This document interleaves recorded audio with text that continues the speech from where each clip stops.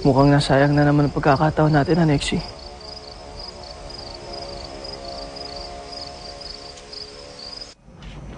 Ate, anong nangyari sa'yo? Bakit mo ako iniwan sa plaza? Pasensya ka na, Bambi, ah. Kahit kasi ipaliwanag ko sa'yo, hindi mo rin maiintindihan. Ako rin, ate. May ikukwento ko sa'yo na ang hirap paniwalaan.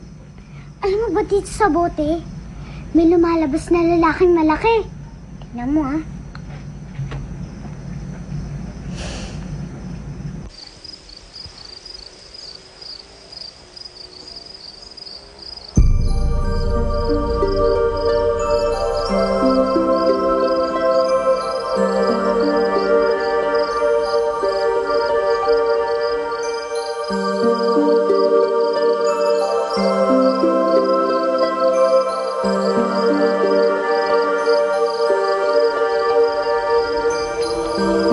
Avino? Sino ka?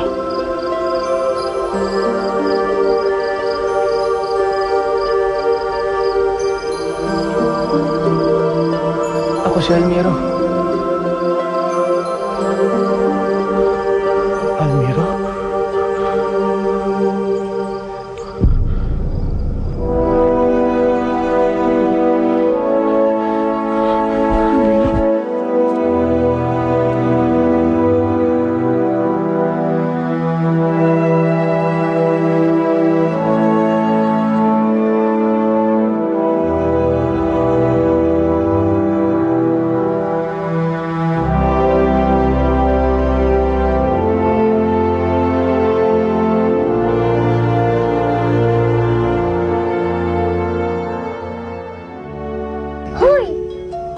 Lumamas ka dyan!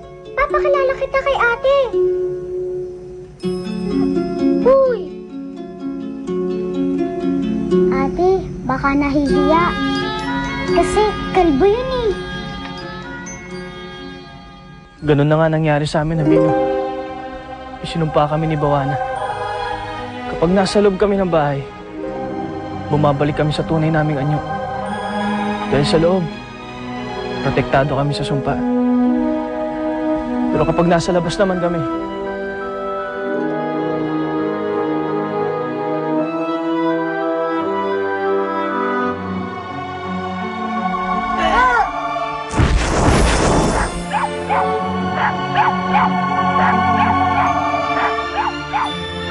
nangyari ang lahat ng ito dahil sa kagagawan ko.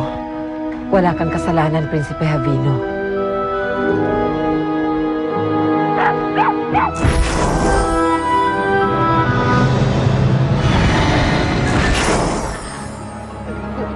Hindi ka nga dito, bata. Hoy, ikaw ah. Ano kala mo sa akin, chicharon? Rabbit ako. Lagi mo kinakagat yung tenga ko. kung hindi ako nagpalinlang kay Aluana, kung hindi ako umalis ng Paladino, may nagawa sana ako para pigilan ang nangyari. Nailigtas ko sana sina ama at ina, ang buong kaharian. Kung meron man dapat sisihin dito, Avino, ako yun. Dahil hindi ako naging mabuting prinsipe at naging palalo ako. Kaya nasaktan ko si Bawana at kaya siya gumanti.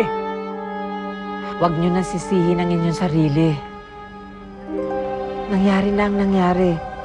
Ang mahalaga, nagkita-kita tayong muli. Dumarami na tayong magtutulong-tulong para iligtas natin ang Paladino sa kamay ni Bawana. At Avino, hawak ko ang susi para mangyari yun.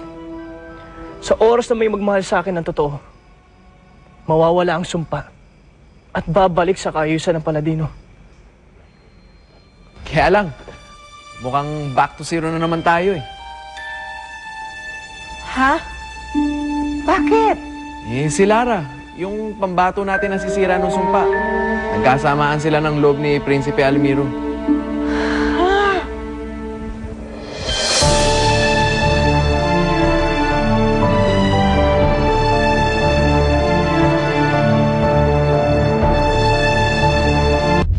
Isa